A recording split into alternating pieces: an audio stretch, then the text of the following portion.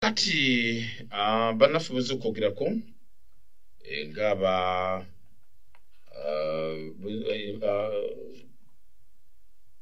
tunabitandikirako okwongera munnaffe okunyweza ate bijja okujja weekend etambuddamu amawulire mangi nnyo okwetoola okumpi nawe ne gy'oli mukulike mu kalulu k'abavubuka abaasemba okabeeramu eri ssabbiiti gye tukubya amabega bingi ebyatambula kakiiko ebikunda kategeeza nti ekagwa bulungi ebitundu 99 99%. Awo kitegeeza kaba kawedde nno bulungi bw'obanga osigaza margin ya 1%, ekyongera okulaga nti awo katambula bulungi, bantu bajjumbira tewaliwo migozo bano naye nga tebimu twabirengera. Ngenda mumanyi maye bagamba akalulu okubba mu kalulu kubeerawo ng'era akalulu weekali awo konna ke kalulu nkiddemu oba kyebagamba nti okubba akalulu kubeerawo mu biseera by'akalulu ate era ke bayita akalulu kubanga tebasobola kubba bululu nga tewaliwo kulonda kwa bululu kale nabwe kityo egwe obadde okimanyi nti namba 4 bangi abakulembera naye nga be bali mu kifo ekyokuna nga si yasooka si yakulembera si owokubiri si owokusatu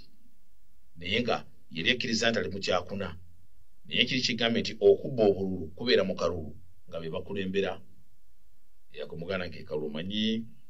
kyovula nti faamu ebyobufuzi byatunyiwa tuwulira biwulire era biyita nti muzannyo mukyafu ebitubiraba kubanga bw'obanga olina integrity waliwo ogambira nti akalu kano kankalike oyinza ofuna obuzibu n'abantu basajja bakonjera ne bakubako ekigambo ezijjukira edda mu kampeeni z'abasajja bezikyajjukira bulungi ng'ekyali kira tawuni kansu zino joint rallies twabeeranga wali eri okumpi ne jokas kasaawa awo kati n'owulira nga enkambi emu ereeta okugambo negubba ku nkambi endala ejjukira oli mu bantu ng'olina okukola defensive okitegeera oli mu bantu omusajja akikutaddeko nti twakulengedde ku saa 8 amatumbi budde ng'oli bukunya okitegeere muganda kati jjukira ebigambo emu bisoomooza bwongo obwo engeri gy'oyinza okukuukako waya ogenda okulaba muganda nga omusajja ate campaign tezifuuse kagumba weekoge so bwe buzibu muganda wange naye tulowooza nti tujje twetaaga kimu kwegatta ate n'abayingira mu kalulu mukimanyi kasita enkambi yo bagiwangula eri ewangudde yebekulembera etewekanga bize bakubuuza nti pulezidenti owanu gwe walonda yonna gy'oli olina okwogera ekituufu kubaka bayita akalulu yenkola gye mwateeka mu constitution eraga nti demokolasiya mwali mu nsi yammwe era kyemusaana okugoberera. Amawulire amalala mpuliriza nga tuvudde kwaka akalulu tujja kubako twokinda ddala mu kikwekweto kiri ekya America bwe yeegatta ku Israel. Emboozi nagikutuusaako ku Thursday ya wiiki ewedde musaafa esooka era nali nkulaga lwaki President Trump agenda kwegatta mu lutalo ne Israel. Abankwata katambi osobola okudda mu bujjukanyi bulungi nnyo nga nkulaga nti ebifo ebimu ng'ekyefodo gy'oyinza okuyita eggwesezo erya nuclear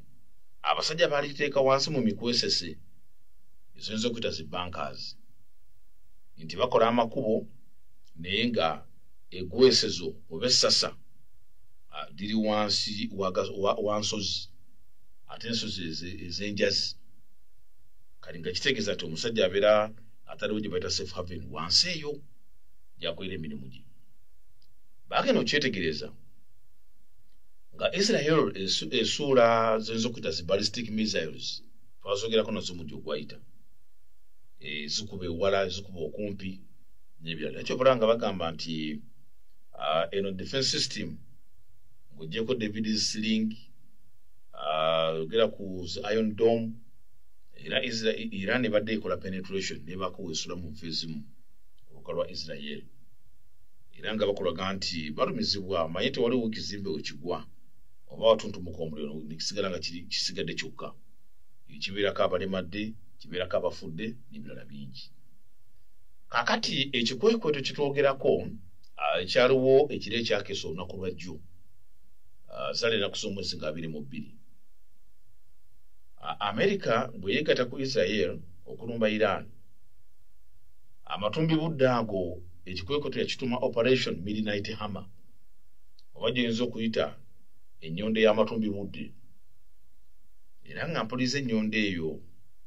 gyinza okwogerako nti okusinziira kwa risaati erina bye yatuuseeko era nga abasajja bakulaga nti Iran teyasigadde kyekimu naddala ku lw'okuyambako munywanyi Israel okulaba nga abaako wasensera then okufuna obuwanguzi obulabwako naddala mu bato eno gyinza okwogerako ekyatambula ejjukira etambuddewo kati wiiki nnamba okuviira ddala ngenda kusoma omwezi 13 bwe tuba leero tubalina kusoma omwezi 23 ekitegeeza nti ennaku zitambudde bw'oba ogasegaseemu kondooza infact ziri mu nnaku 10 n'okusoba eziri mu nnaku wiiki nnamba n'ennaku eziyitamu nga abasajja bagezaako okukakanya Iran ereme kuddamu okubeera mu ssasa ng'ekola nyukiriya kati ekyo ekiriwo ekyo era olayinza okwebuuza lwaki Israel erumba Iran obunkenke obuliwo bwa Iran okugijjako obusobozi okuweesa nyukiriya mu byokulwanyisa kubanga yo ebigendwa byayo okusinziira ku basajja abategeera ensonga z'ebyokwerinda mu tundutundu eryo Iran y'omu ku basajja abadde bavujjirira obwannalukala mu kitundu kya axis of resistance infact ng'ebyo bali bagiyita okuvujjira abayekera infact bannalukala aba Hezbollah okuva mu Lebanon bannalukala aba Hamas abasinza Palestine Gaza Strip esaako n'okuyambako bannalukala aba Houthi boyinza okwogerako abeefuze infact entambula y'ebyamazzi nga bayita mu kuwamba embeera ezikola ebyobusuubuzi okuva mu mawanga ag'ensi yonna nga basaba kantanyi giyite ransom okwongera okutambuza emirimu so nekirabwa nti Israel ne Iran erabibwa ng'omulabe nti n'ebyokwasa bya nyukiriya bwebanga emaze okubiweesa kitegeeza future ya Israel eri mu matigga kati abasajja bagezaako okukakanya infact bagikuulamu amannyo ngira bw'olengera enjuki ebweruma omuntu nemuleka mu eriggwa ly'obusagwa kati nga kitegeeza eriggwa eryo ate naye egenda kufa oba erinnya ery'obusagwa kati nabwe kityo bagezaako kujja erinnya ery'obusagwa ku Iran erime kuddamu kuweesa nyukiriya awoloza kirikiriya awo ngenda otandikira leero mpuliriza nga sinnabakulambululira Operation Midnight Hammer ereese ebigambo bingi ku lukalu lwa America ensi Donald Trump kati gyayinako constitutional mandate nga president ampuliriza era nga kitegeeza nti Trump nga president ebibuuzo bitandise okujja bannapaalamenti aba DP ekibiina ampuliriza ekiwabula gavumenti kakati kuba eri aba Republican nga bagamba nti congressional approvals President Trump okutandika okulumbagana Iran nga yambako Israel bwegwaji yazijji n'ebirala bingi kakati ekibuuzo ampuliriza ekyoyinza okwogerako kye kino nti ebiragiro bya President Trump mu kiro ekyakeesa jjo tubalina kusoma omwezi 21 June ennyonyi yaabwe eya B2 yazeetise bomu ngebayirwamu pounds 300 naye nga bw'ozizza mu za Uganda erimu ttani 13 ne kilo nga 6 zikiro 1,3 mu 6 negenda egisula ku bifo by'oyinza okwogerako ebyekengi bibakkiriza nti eggwesizo lya nyukiriya ku ttaka lya Iran bingi ebyavuddeyo nga bagamba nti mu tteeka ki ery'ensi yonna Amerika lyegoberedde n'okusookera ddala munda ssemateeka wa Amerika kikyayogera naddala ku ntalo ez'engeri ng'eno bwe ziba nti kubanga batera okukosa akagambo kali self defense kati oli akawairo kali kati nga bagamba nti Amerika yadde ekola self defense ku ki naye ate bakulaga nti weena ebennyonnyodde bwe banga ekola self defense naye ng'egikola ku munywanyi ekiyinza okuyita kubanga entaputa y'abannamateeka eri ebaddewo mujjukire nti obulumbaganyi bwa Amerika ate buzze kibwatukira ng'obwa Israel yo yasooka n'erabula ng'etegeeza nti mu kaseera mpawe kaaga egenda gatta amaanyi gayo ku Israel egiwa ebyuma byetalina okusotuukiriza mission kubanga kyali kyetagisaamu ennyonyi ekika kya B2 esobola okwetikka bbomu ziri enzito ezituwa kumpi ezituwa ttani 13 ne kilo 6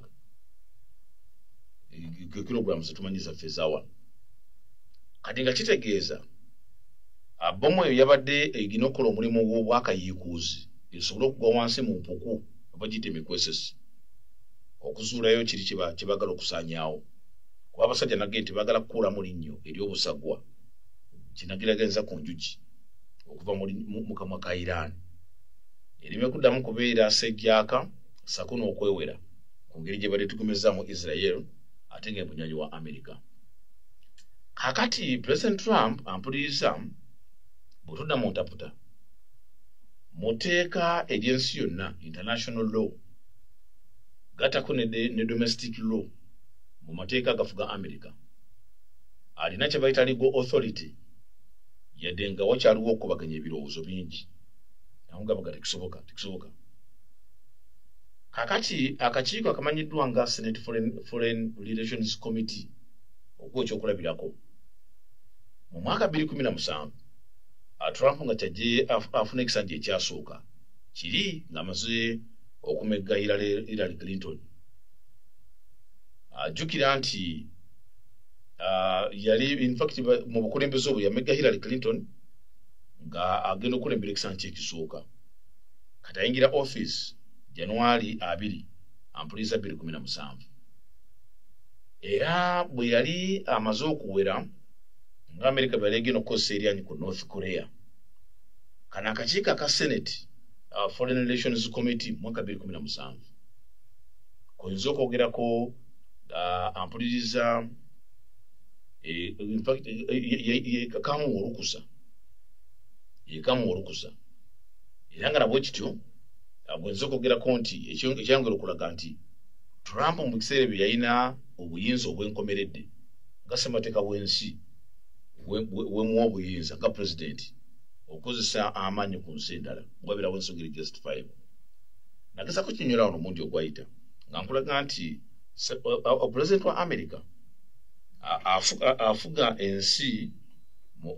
in fact mu kiseera kyekimu ng'agobera constitution sako ne parliament ekitegeeza amasiga ati nga wera nti Uganda amasiga amakulembeze nti tulina executive president n'olukiiko lwa minisita n'ogatako etabiri baga amateeka era legislature giyite parliament sako n'ekitongole ekiramuzi ekya judiciary ge masiga 3 kati mu America White House oba giyite Oval Office kitegeeza nti ye president kati bw'ogatako constitution ekitabo ky'amateeka ekirambika ensi then ogatako parliament zombiriri Congress ento House of Representatives esako ne Senate ennene ezikola Congress ge masiga 3 agafuga ensi America. So kitegeeza 2017 Trump yali awera okulumba North Korea nga tanabakula ate kugenda mu bugenyi okusingana mu president waayo yali afunye limelight oba green light okuva ku Senate Foreign Relations Committee okungira munafu okutuukiriza ekyo. Bwetegeeza ssemateeka wa America ampuliriza ennyingo ey'okubiri bagamba article 2 ne article 1 eya constitution ya America giyinza okwogerako essiddwamu ekitiibwa emyaka 12 ewa parliament eyawamu giyite Congress olukusa gavumenti ya America okuwankola olutalo ku nsi endala naye nga jjukira kiyinza okwogerako nti obuyinza buno ate obw'okulumba obw'okutandika okulumbagana Iran ebongera okulaga nti parliament ne executive branch ku ludda olwa White House tebannyonnyola ngeri ki gye batuuse ate okutandika okulumbagana ampuliriza ensi ya Iran nga bateekayo obuyambi bwa B2 ennyingi eyinza okwogerako in fact yakulamu nga ki nyinza ginyola nga ki kuba abasajja batera okukola eyo nga balina engeri gye bamaze okukoppa ogirabanga leeta V etali V nga bweyina okubeera naye V gyotadde nga in fact eri mu bbanga bwete eringanga eyimiridde obukiika in fact etuddewo obukiika gireeta V bwetu B2 stealth bomba weefaananyiriza kati nabwo kito kitegeeza nti abasajja abisomera mu baasa bagamba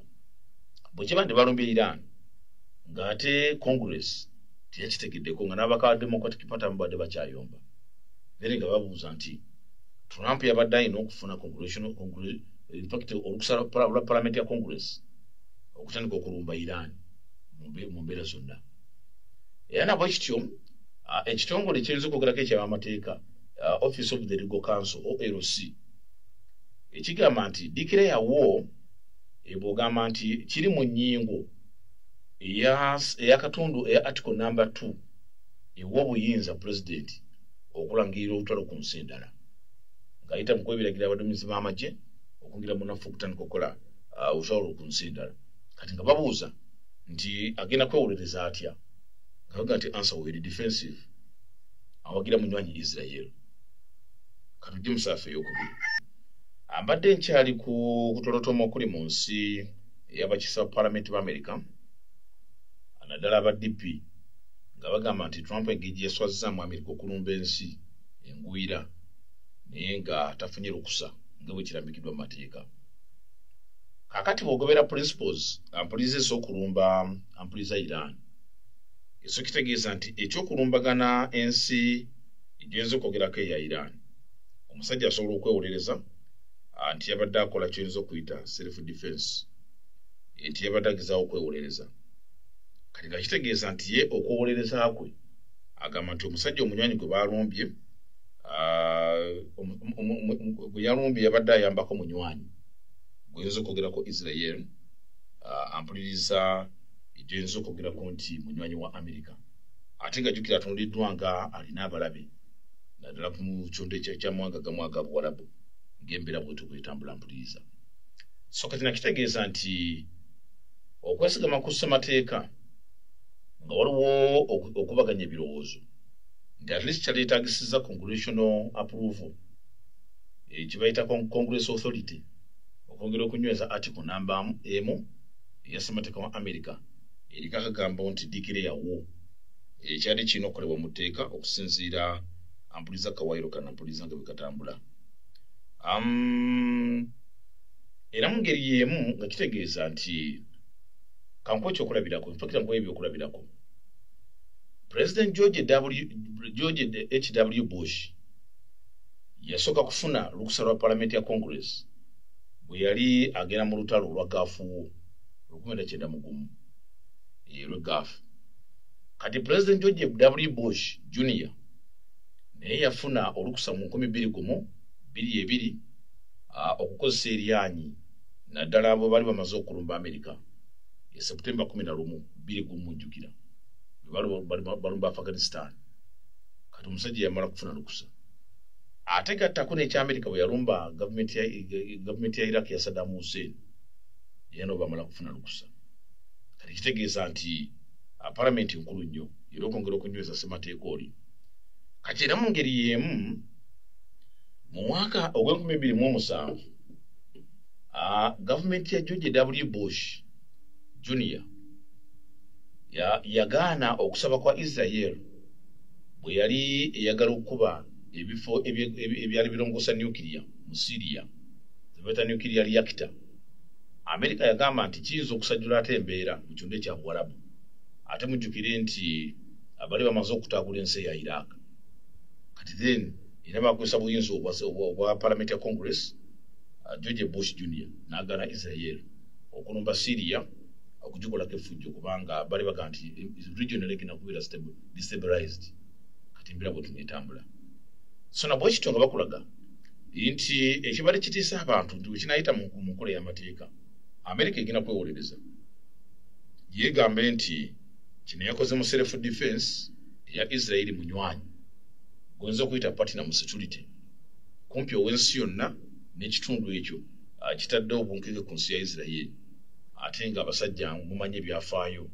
ebyabakola mpuliriza ensi eyo okubeerawo embeera zonna ezibadde ezisinga zitambula.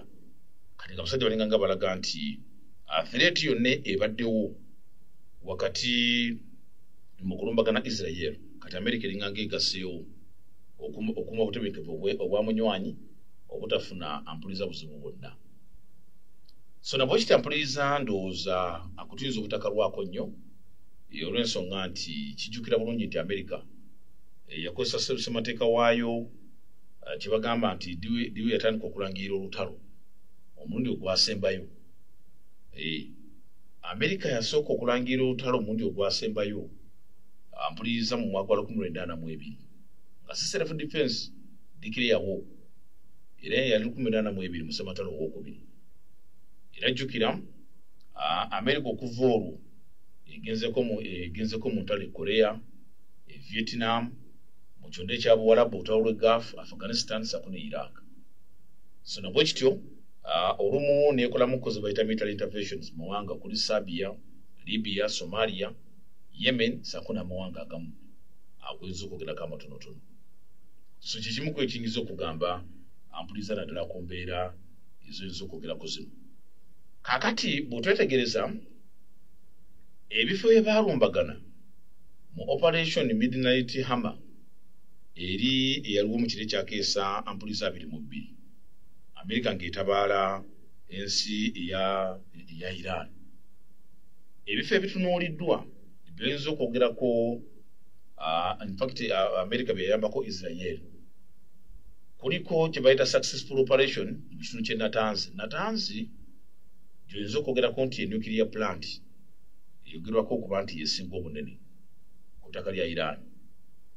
bw'ogattako ey'e Fordo n'eya Isfahan enfo 3 ezino bitu ziyabaddeko ne target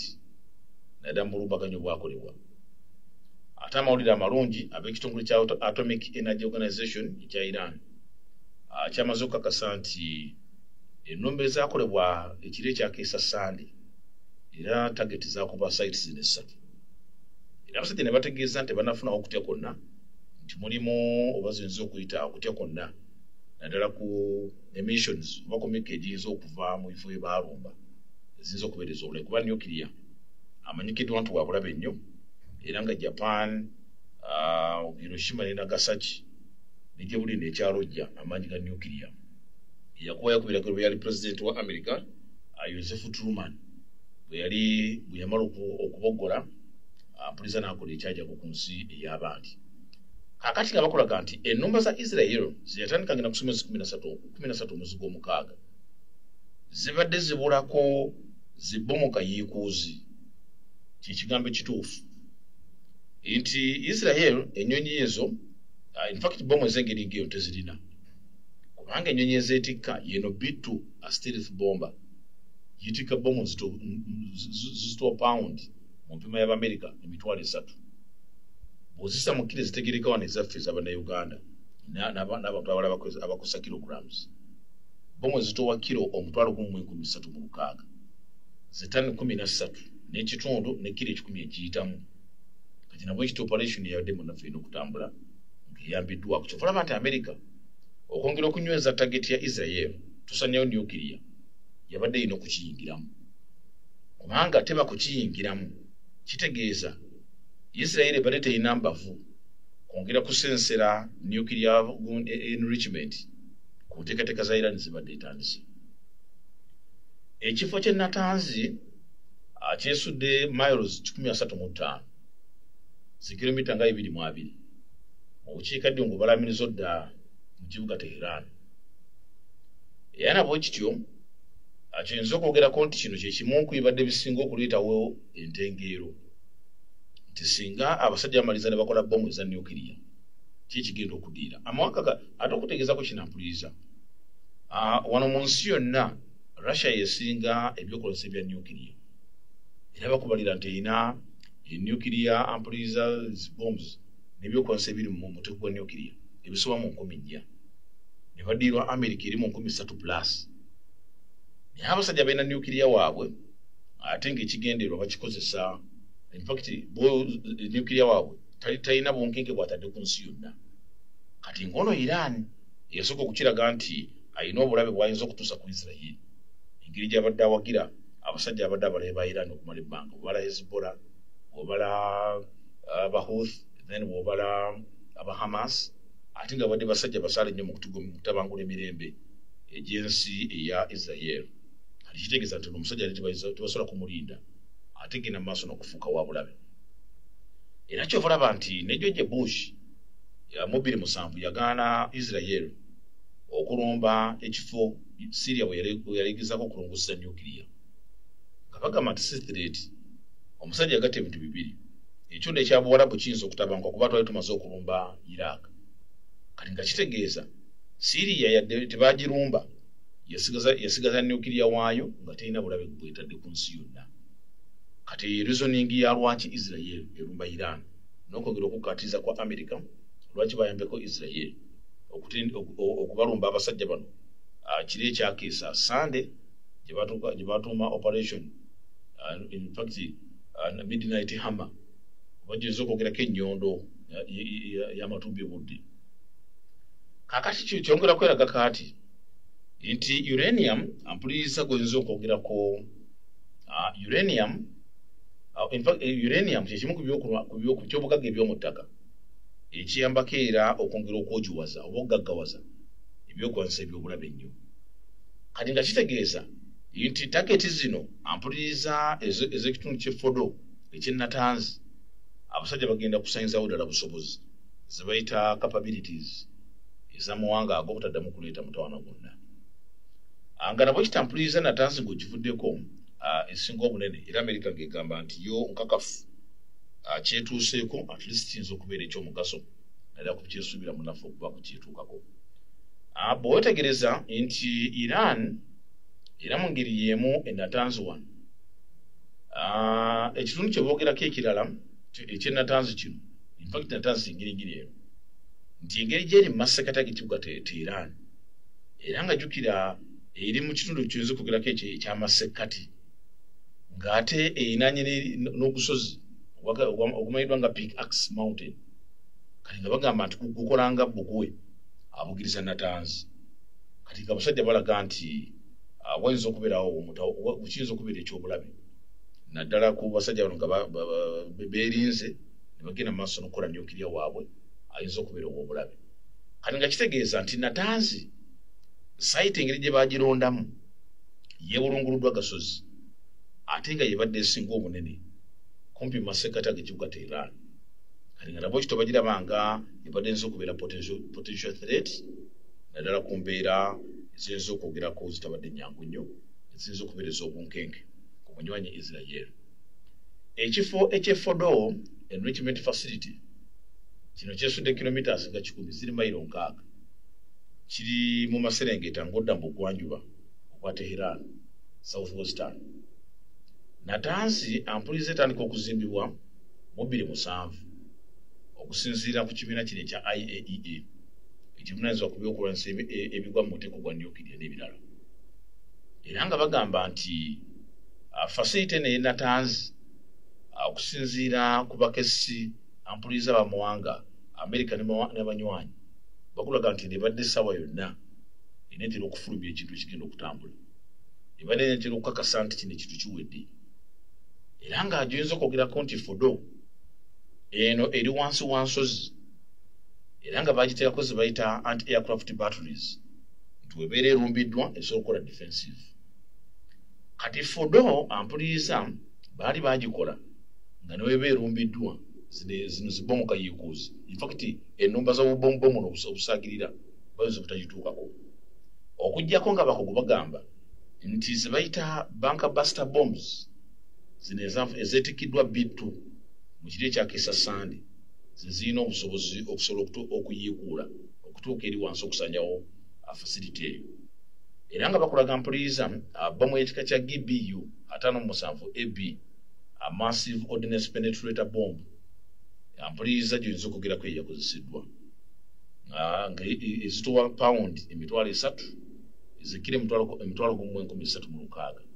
ebeera precision guided bomb ejjira ampuliriza ku target nti we bagisuula wegenda okuba ebeetegedde obulungi nnyo ng'erambikibwa mpuliriza tekinologiya owekika ekigirambika okutuuka werina okuba kati jjukira nti eno bwe baali bagikola bagipulogulamingira ku nnyonyi ya B2 Spirit stealth bomber era nga nabwe kityo okusinziira ku ggye ery'omu bbanga erya America Air Force eno B2 y'ennyonyi eri mu kitongole ky'ebyomu bbanga ekyekijaasi ekya America ekisobola okwetikka ennyonyi ebbomu eno eno giyinza okwogerako eno in fact massive ordnance penetrator bomb era nga jjukira mpuliriza ebbomu lyoyinza okwogerako yaliko science w'omusajja America Northrop Grumman gwoyinza okwogerako nti bamu ku basajja abateekawo emitwe gyabwe okuyiiya kikiba ebbomu kikiyinza okufaanana na busobozi bwabuyinza kubeera butya. N'ekifo ekyokusatu ekya Isfahan ekisudde kilomita 3.5 mayiro nga 215 mu maserengeta ga Tehran ekibuga ekikulu. Ekifo kino kibadde ne bannassaayansi abali mu 10,000 abadde bakikoleramu. Era nabo kitampuliriza tuyinza okwogerako nti ekifo kino ekya Isfahan kampuni y'Abachina emu ekwerayo okunoonyereza kwayo naddala okwekuusa ku pulogulaamu ya atomic program kayinabo ekiteezo enfo 3 mu gyoyinza okwogerako Operation Midnight Hammer eyo yali target ate nga bakuba ku mutwe obutereevu. Era President Trump ampuliriza bwe yabadde ayogerako eri Abamerika n'ensi yonna yabadde alaga nti kino kikoleddwa okwongera okukakkiriza eri ensi nti Iran tebagirumba kujjawo gavumenti wabula bagenda kujja okusaanyawo nyukiriya obalaba nti ayinza okubeera ow'obulabe naddala ate eri ensi Israel sakunamawanga gamalirwana olw'ebigendeerwa ebyokuba nti baasiga obukyayi ku nsi ya Israel. Ebifo ebirala bingi ampuliriza ebitunuuliddwa ebigenda okulumbibwa naye Fodo yabaddeko mwanjo nnyo olw'ensonga nti ye ali mekwesese kati bwogatako n'ebifo ebirala kati kuliko ekifo eky'Bushera ekiri mu Persian Gulf kisudde kilomita nga 7.5 mu maserengeta ga Tehran. Kuliko ekifo kya Arak eva water reactor ekiri kilometers nga 2.5 mu maserengeta ga Tehran. Ekyo zikogera konti kino nakyo kikusa teknology ow'amazzi emunafu okwongera ate okuyisaawo ebirala. So basobe ne bannyabo ndowooza olwakadde mukkirize ebikomewano ebyolwaleero atujja byongera kubagamba ozi tebankadde nti ekigendero ekikulu abantu baleme kuggwa mu maanyi omusajja engeri gyewakankula olutalo naye nga lugenda kukoma mu bbanga kubonyabonya abantu babwerere n'okusaanyaawo infrastructure y'ensi. Abasajja bagamba tunja nyukiriya oli ebintu bijja teera bulungi nnyo. Asigala ng'okyatuliza mpuliriza katufundikire bw'otyo.